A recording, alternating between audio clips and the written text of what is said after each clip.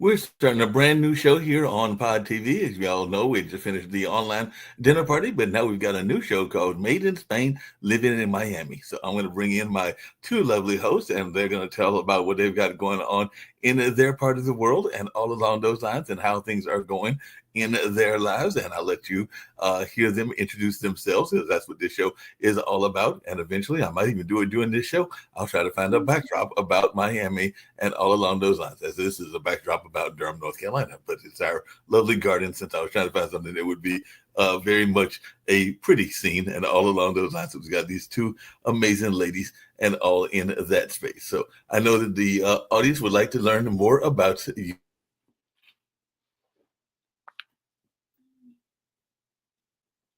show in Miami, where you now live at least for another year and a half, and everything like that. So if you'll share a little bit about your lives and what you've got going on, and introduce yourselves. You've got your lovely co-host with you as well. So I'm going to get off and let y'all introduce yourselves, and I might come on with some questions after y'all introduce yourselves as well. Okay, perfect. So we are very pleased to be here. My name is Julia, and and my colleague is Irace. And talking about me, I moved to Miami 6 months ago for job, and we are the Trade Commission of Spain in Miami. And after 6 months living here, we realized that we love being abroad with the difficulties that it implies being away from home. And both of us studied law and international relations, and now we are trying to apply everything that we've learned through our academic life. Great introduction, Julia. My name is Irace, and as Julia said, I also study law, and we're doing the same program here in Miami. We're doing an internship at the Spanish Trade Commission in Miami, and we're very happy to be here experiencing Miami life. And we hope we can answer as many questions that you have.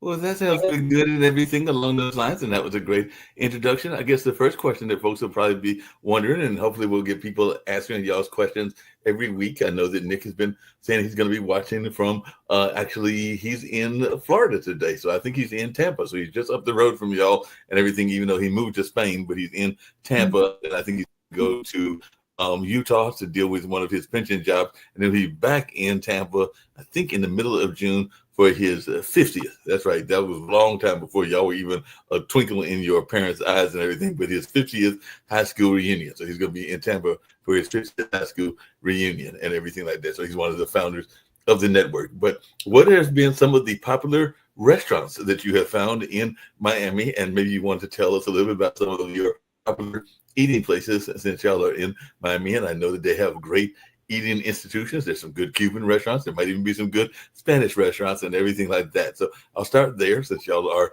young people, and I know young people, even us older folks in our 60s, like good food. So tell us a little bit about the food places that you have found so far in Miami.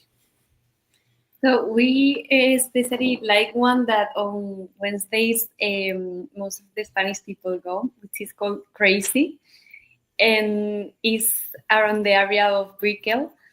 And we think that's one of the most popular between us. On Wednesday, there is a super cool happy hour that we always go to. We really enjoy that. Yeah, and the owners are Spanish people. Yeah. So it's like every Spanish community goes there. And they have another restaurant also called Dolores. Dolores, but call me Lolita. They're in Brickell too. And it's nice because when you are far away from your country, finding like places where you can taste something that is similar from home, which is not the same, but similar. It reminds us from our home country. So yes, that would be the two Spanish restaurants that we would recommend right now. It's true that the gastronomy part, like in Spain, we eat very, very well, and finding places here to have like the same quality, it's hard. It's hard because we are used to other type of menus or something. Yeah, that makes a lot of sense and everything. Just really quickly, I know that both of you are in that under 30 crowd and everything like that. So have you found any good clubs that you like to go to in Miami as well, or any good places that you like to go to get your dance moves on? So I think there are two main clubs that we go to. One is called La Victoria, Yes. where they put some reggaeton. There is also a lot of Spanish people gathering there. And there's another one very famous that I'm probably most of the people that is watching knows about it. It's called Space. Mm. Yeah. That's for more electronic or house music.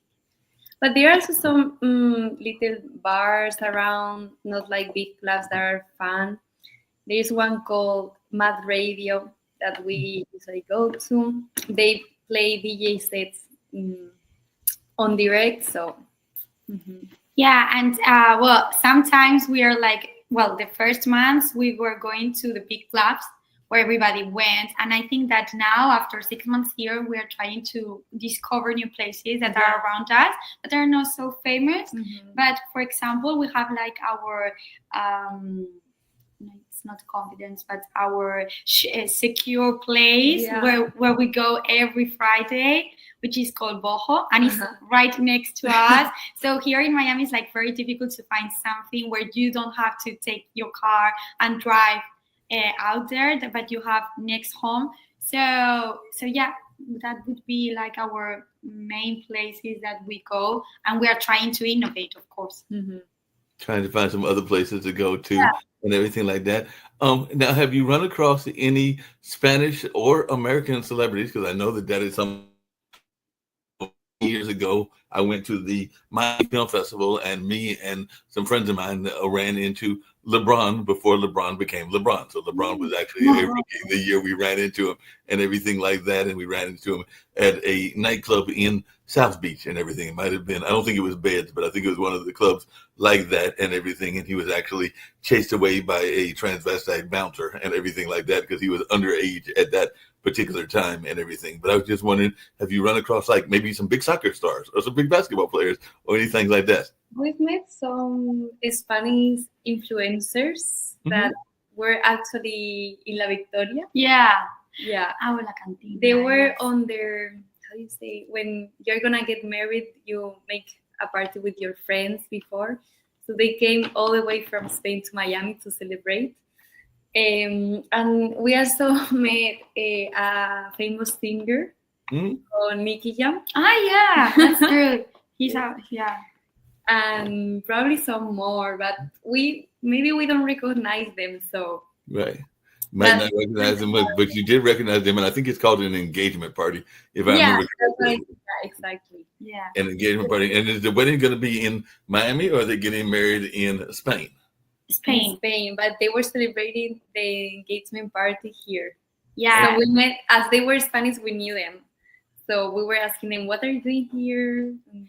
Yeah, I think that we haven't recognized people maybe that were around the places that we were, but during the parties, like you are not like catching people up. It's that you come up with someone and probably is famous, but you don't know. But we haven't met superstars or international superstars yet. Not yet. Is that maybe that we are not in the right places, but...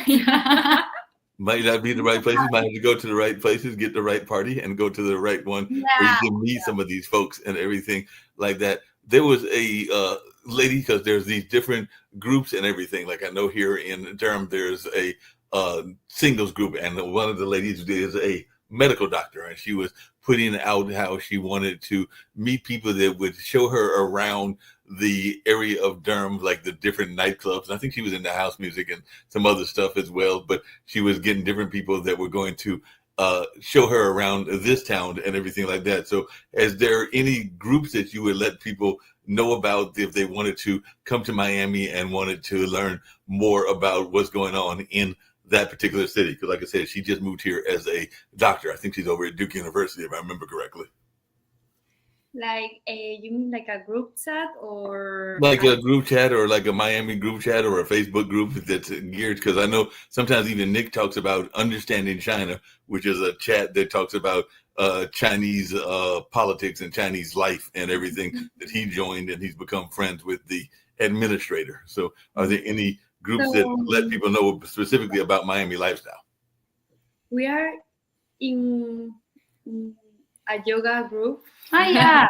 Yes, but about Miami lifestyle, I think there are some Instagram accounts maybe that talk about the Life Miami, different plans that are out there. And yeah, I think that through Instagram is the best place to find something, because we are not using Facebook. Not us. Maybe people are using, but not us. So I think that Instagram would be the place. I think they are all the important accounts that tell something about what's going on in Miami are called Miami whatever next. Right. And I think that they are easy to find. The thing is that when you come here from a foreign country and you find people that are foreigners too, but from your country, it's like you make a group and go around places like that, or they're like smaller groups. But inside these smaller groups, when you're from your foreign country, you can find people that have like more relationships here, and that they can bring you out wherever you want to go. For example, we started to go to yoga classes on a park that is next to us, and there we started to meet some people that is also new in Miami and wants to meet other people. So I guess the best way is to go out and do some activities, and you will meet people for sure. No, that makes a lot of sense. I know that Kim, who's the other founder of the network, has become a big fan of TikTok. So are you ladies using for your job, or just in general using TikTok? Because I know she's been using TikTok. She's even made some TikTok clips and gotten, in some cases, thousands, if not multiple thousands, of views and everything like that. And that's Kim Calhoun, one of the founders of the network. So I just wondered, have y'all been having a lot of success with TikTok as a social media platform? I don't post a lot on TikTok, but maybe we should. Yeah, I think Julia knows better about it. No, it's like we are, there's like a generational gap, which is between Instagram and TikTok. And we were on the Instagram era, and I think we still are. And TikTok are like younger people and people that want to do more. But we consume a lot of content from TikTok, because it's really interesting. You can find whatever you want on different fields, fashion, traveling, activities, wherever. And after that, I don't think we are too comfortable posting on TikTok. And I also think that it is like harder to work on that social media than on just posting a photo that you have to edit the video and whatever. So we use it, but as consumers, not as active users of the app. That makes sense and everything. You said there's a generational gap. Now, both of y'all are relatively young and everything. So is it like mostly the 20 and 30s that are using Instagram, and the 20s and teenagers are using TikTok? Is that what you're seeing? So it's more like the 20 to 30s are using Instagram? Yeah. I think from 21 to older people, we use more Instagram. Right. Yes. And the youngest use TikTok. So more like the high school kids and the kids that are like in college, like beginning college. Yeah, exactly. And I think that it also depends on the content that you consume, because there are some specific contents that are better on TikTok due to the nature of the content. If people want to tell about something or talk or whatever, it's better on TikTok. But if you just want to show an outfit or a picture of a place or food, it's good on Instagram. So that depends on your interest, I think. Yeah, that makes a lot of sense. That would definitely make a whole lot of sense and everything like that. Now, I'm imagining that there are certain hobbies, and we talked about this last time, that you are probably engaged at. You mentioned yoga and everything. So picked up on yoga, and are you also playing tennis and volleyball and skating? Because I know that those are other sports in Miami. So have you gotten into your volleyball or I know there's some golf in there as skiing. Sports have you gotten engaged in? So I think for me it's mainly yoga. Some days we go to the gym. Other days we just take a walk around the area, which is really nice, so we can watch the sunset or running. Yeah, we must confess that we are not the most sportive people that you're gonna meet. But it's true that Miami environment invites you to go out and just, for example, walk around or wherever if you are not very sportive, and you can meet people also like doing the same path every day. But yes, we are not like very keen on sports, I think, either, so we are not practicing any other. But I think that doing sports is a good place to meet people and to disconnect.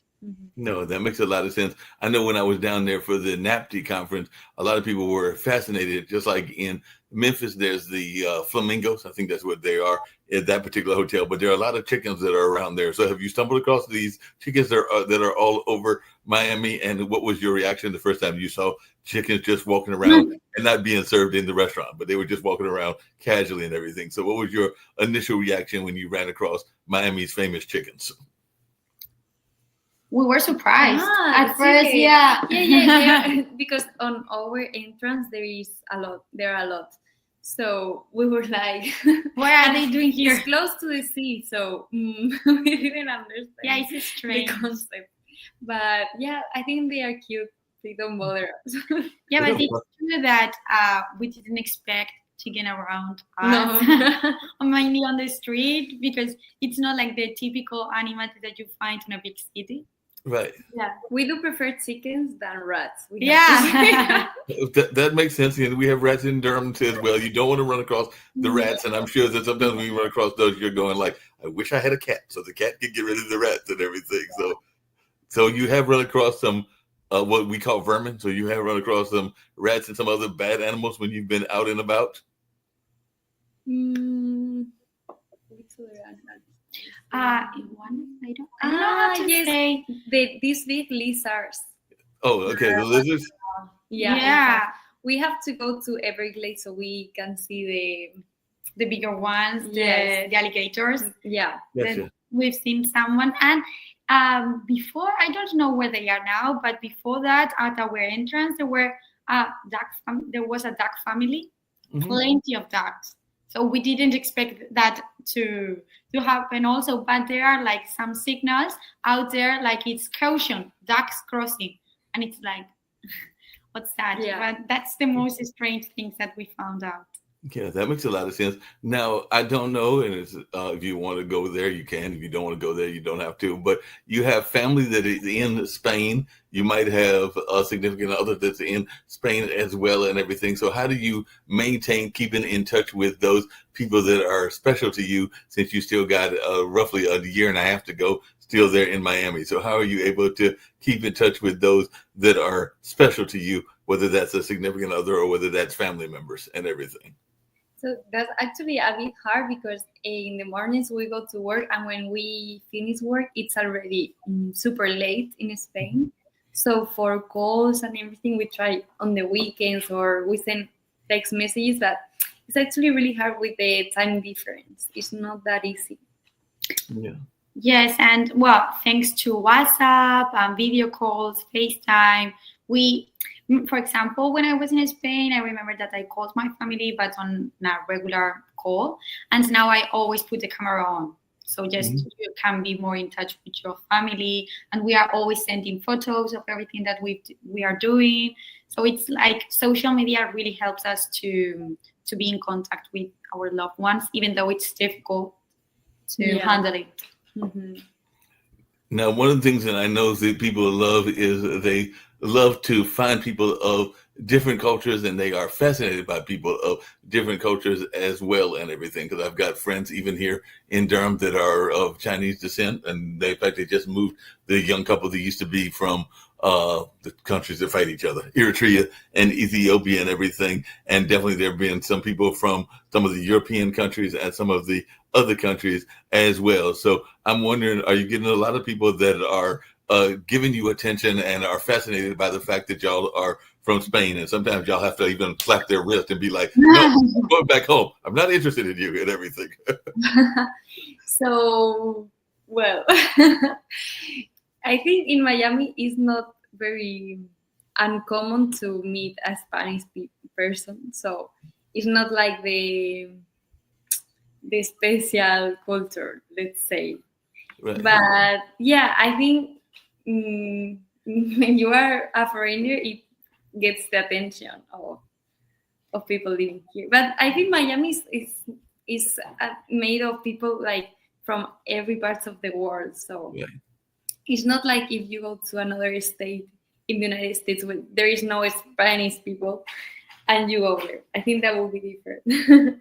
Yeah, that would be a lot different and everything along those lines. What have been some of the people that you have met from other places? You mentioned meeting some of the Spanish folks. What are some of the other countries that you have run across, whether they're European countries or whether they were Latin American or whether they were even the African and Asian countries? So I'm sure that in the 6 months you have probably run across people that are even doing the same kind of work that you're doing and everything. So who are some of the people that you have run across?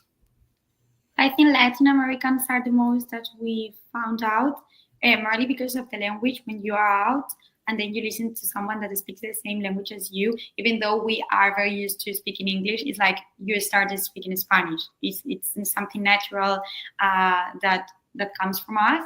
And I think, Latin American are like the most that we've met. It's also true that there are a lot of American people that we've met, but it's like for cultural reasons or language or wherever, we like make a click more with people that are from Latin.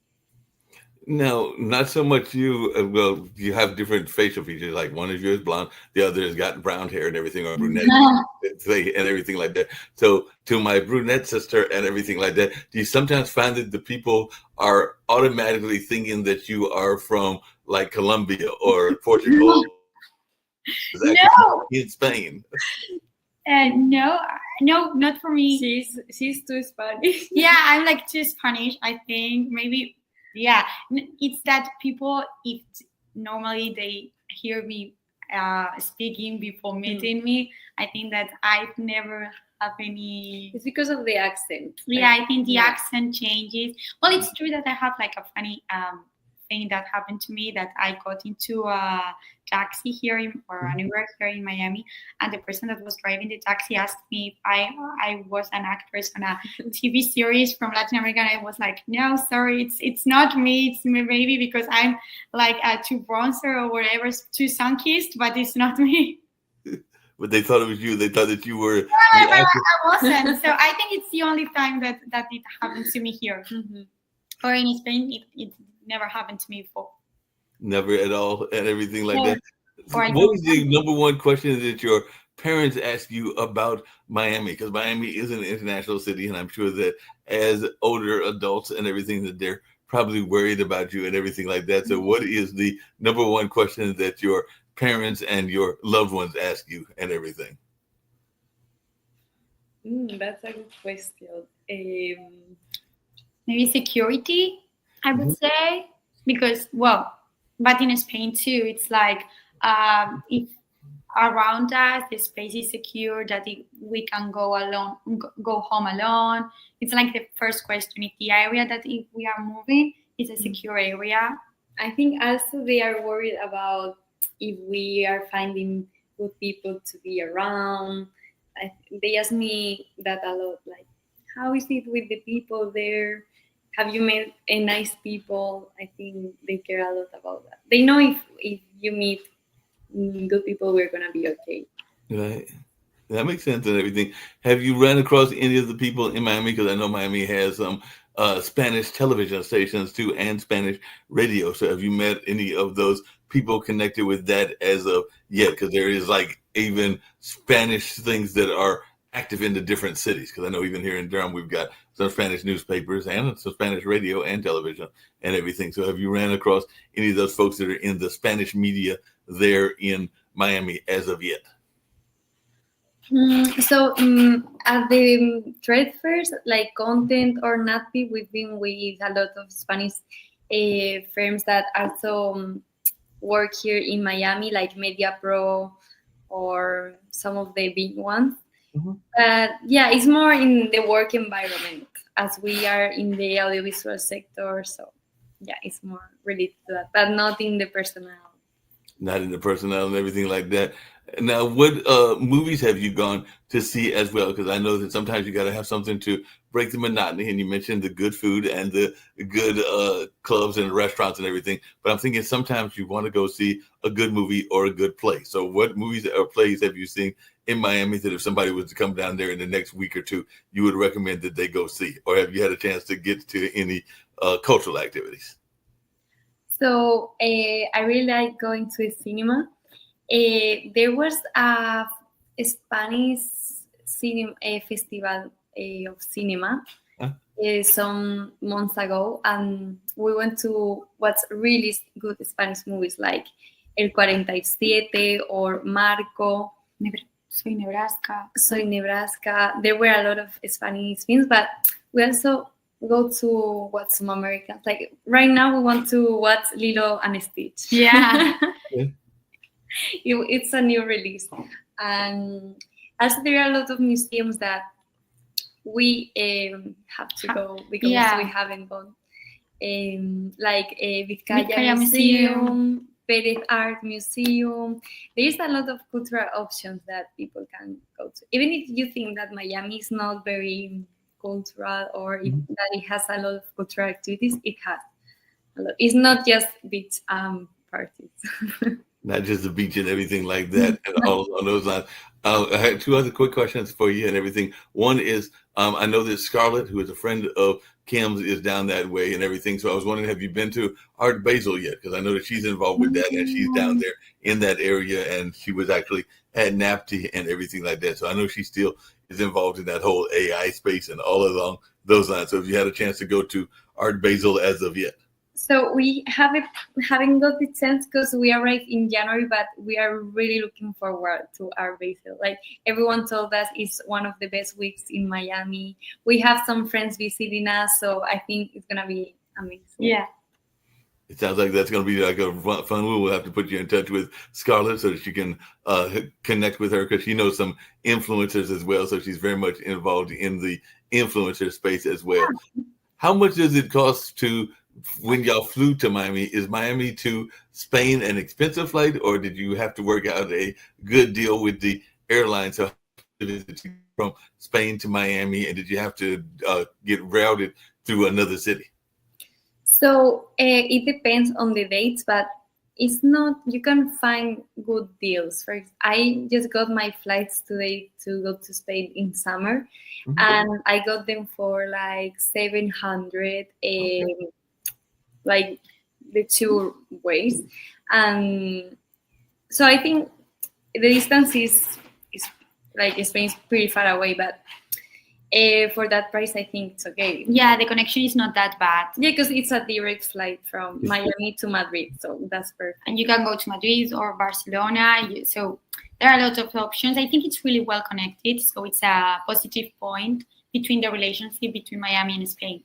Okay. And you said you're going in the summer, like in July or August, and how long are you going to be going back home to Spain?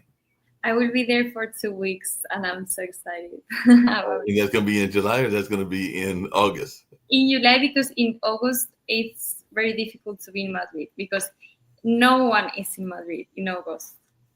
Everything is empty because of the weather. It's like more than 40 degrees Celsius. That it's way more than in Miami. Yeah. Wow. So, and it's super dry, so everyone escapes from Madrid and goes to the coast. The people that are lucky and do not have to work in that month, because we some years had to work in August in Madrid, and it was horrible.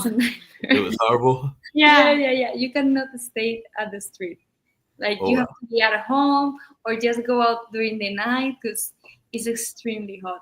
So I don't recommend to go in August to Madrid. So it'll be a July trip for you and everything. Yeah. So it'll be next month. Now, what are you going to do with your partner in crime being gone for 2 weeks? So you're going to be off. I'm going to miss Fortunately, we have other friends, but are going to miss her a lot. But I go to Spain end of August and September. So yeah, we're going to separate a bit, but just for a few weeks. Yeah. So just wait for her.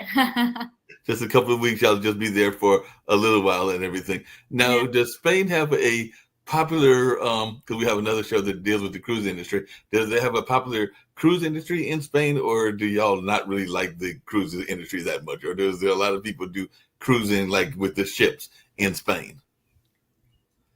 There are some in Barcelona, Yeah. it's like the key point where cruises are located. It's not that much that in Miami, because in Miami it's Yeah, it's whenever Yeah. everybody's on a cruise. But in Spain, it's like typical to go on a cruise by the Mediterranean or the Nordic area. Yeah, it's typical. Okay, so it's typical to get a cruise there and everything. Have you tried to jump on one of the American cruises, or y'all like, nope, don't want to get on one of these cruise ships? Not yet. We haven't had time. So what's on the wish list of things that y'all want to do in the year and a half that y'all are going to be in Miami? So what's something that y'all are hoping to go to that you haven't had a chance to do as of yet? Going to Bahamas. Yeah. I haven't visited yet the Key West. Mhm. Going to see the alligators. Yeah, Orlando maybe. Orlando. Wish we could go to Disneyland. It's like the tourist part. Right. We want to do it, even though it's too touristic. Also, we want to visit Puerto Rico, Yeah. which Okay. is very close. But yeah, there are many plans to do here. Yeah. We are not gonna have enough time. So You're not going to try to go down to Peru and see the Mayan ruins and everything? So that would be interesting. Maybe yeah, that would be interesting. We have too. some friends that are going to Peru actually on August. So Oh, they're going to go. They'll bring the pictures back for you so that you can see what's going on and everything like that. You'll be able to check out what they've got going on in that space. Now, have y'all been using? Because I know one of the things Rick's been talking about on some of our other shows is AI. So in your offices, have you been doing a lot of AI in order to get the word out about Spanish tourism and the work that y'all are doing? So have y'all been using AI a lot in work? not that really. much.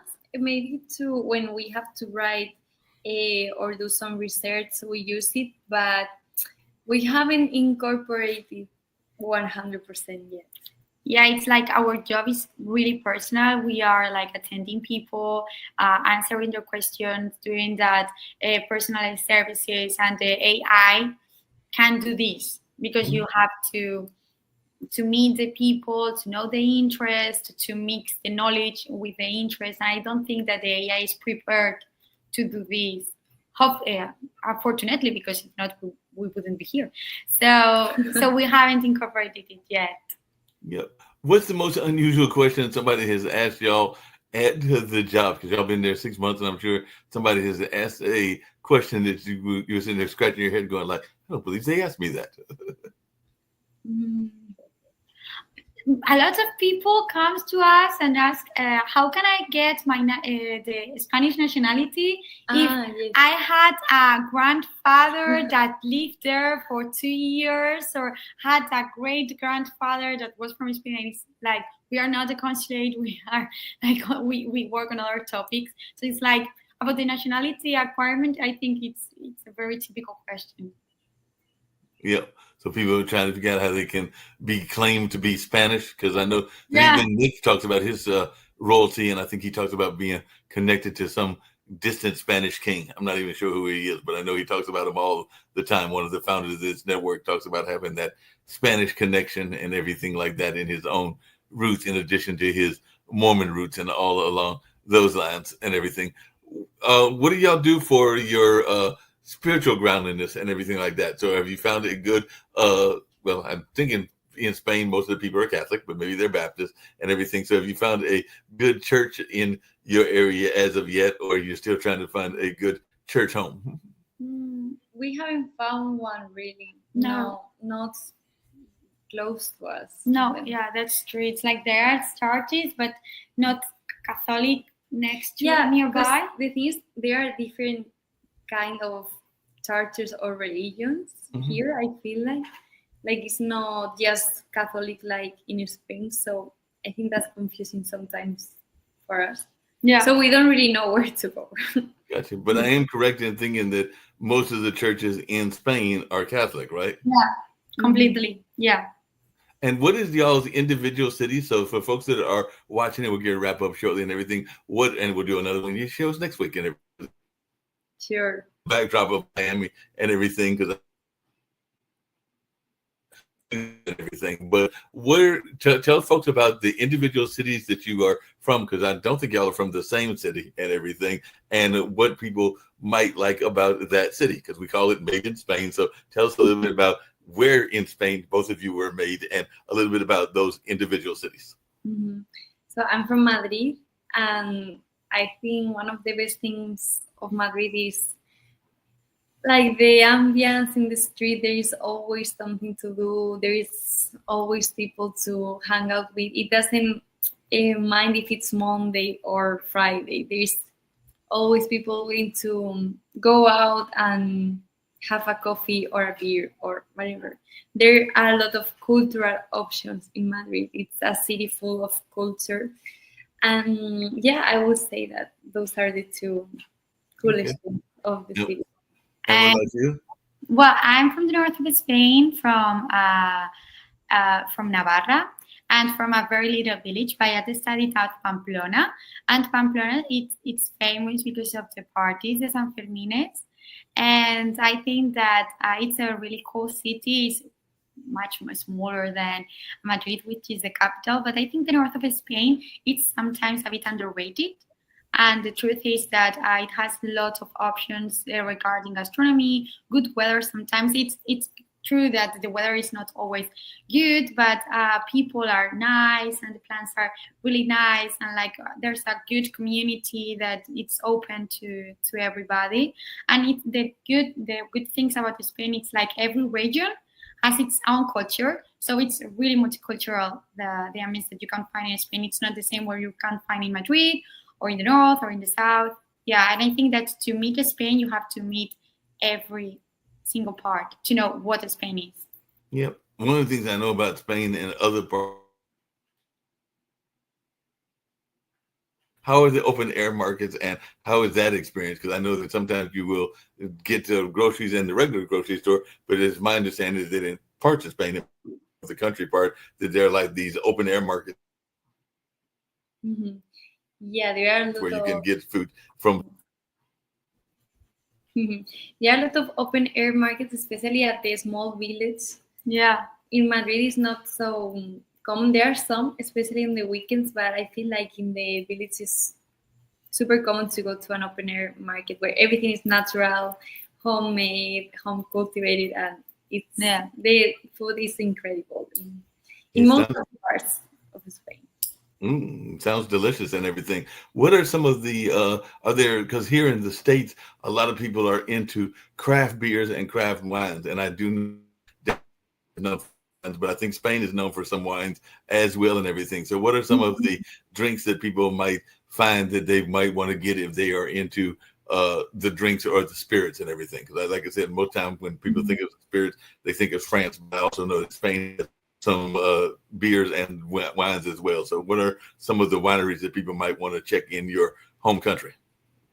For sure, the wines of Spain are incredible. I would say one of the best around the world. Not because I'm from Spain, but I really mean it. We have Rioja, Ribera, and well, there are many, but the qualification of these wines is different from the ones made around the world.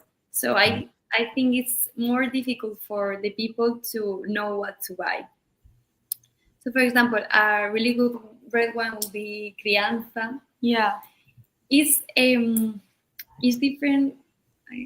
Well, the thing is that there's like a big range of different wines that you can taste, and it's like you don't have to taste red wine. It's like inside the red wine qualification, there are a lot depending on the quality that you want or the money that you want to spend. So I think that it's really cool. Here in the United States, it's like Spanish wines are not really recognized.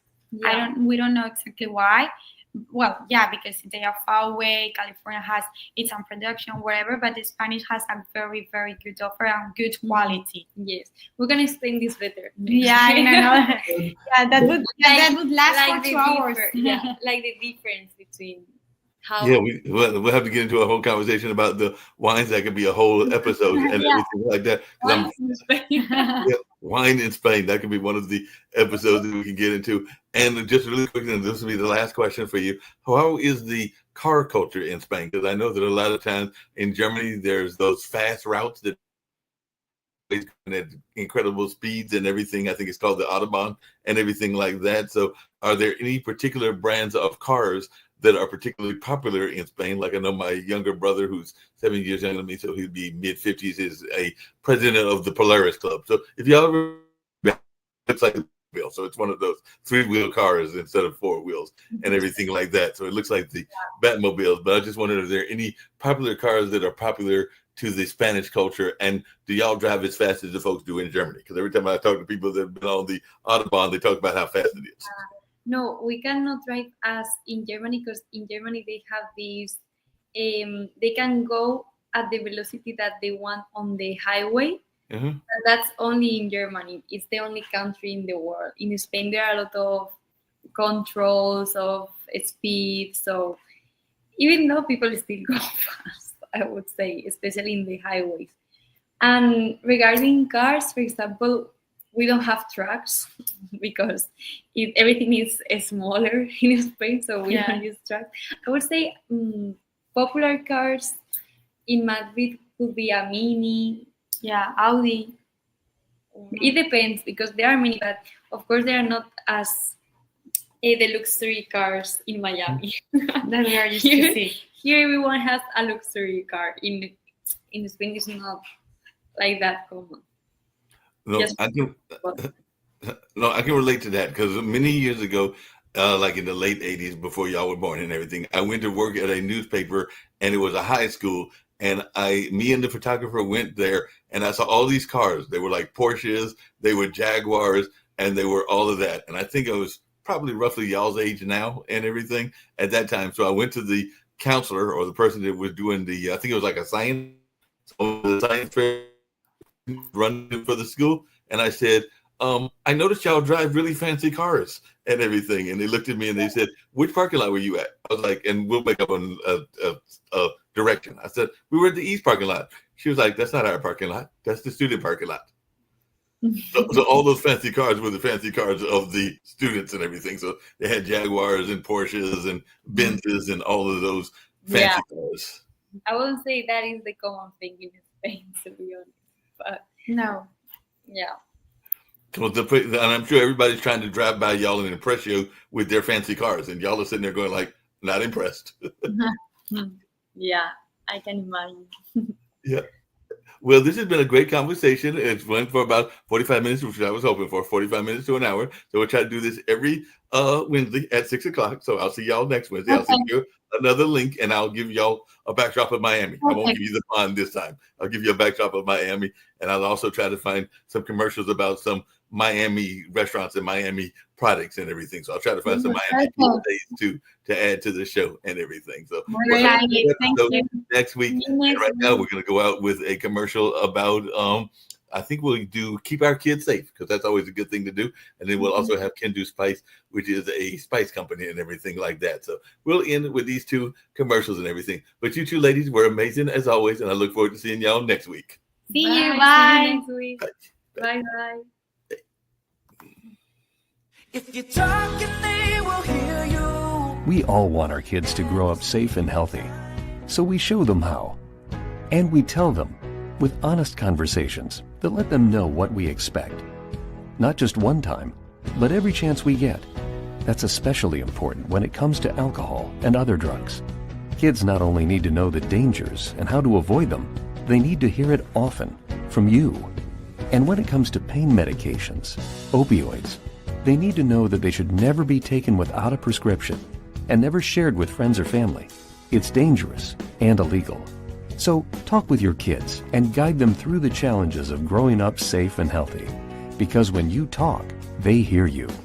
For more information about talking with your kids about underage use of alcohol and other drugs, visit underagedrinking.samhsa.gov. So talk, hear. You can do it if you try.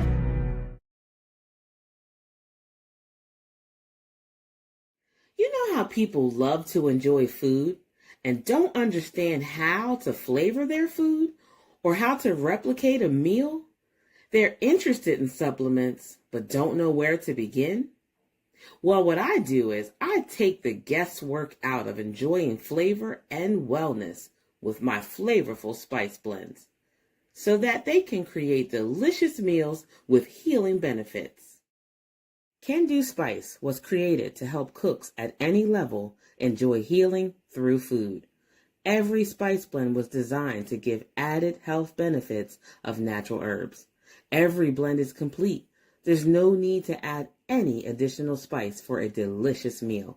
Saving you time and money while adding supplements to your meals can be both tasty and fun. My earliest memories in the kitchen began with my father, Kenny Can Do Bond, so it was fitting that I would name this line after him. I have always looked to natural remedies to supplement the body, and I found myself hiding herbs and minerals in foods for my family. That's when it hit me. Everyone needs Can Do Spice. Everyone should be having this. It's an exclusive brand for cooks at any level who want to create flavorful dishes with healing benefits that can satisfy the body and soul. Add a little spice to your life. Give Can Do Spice a try.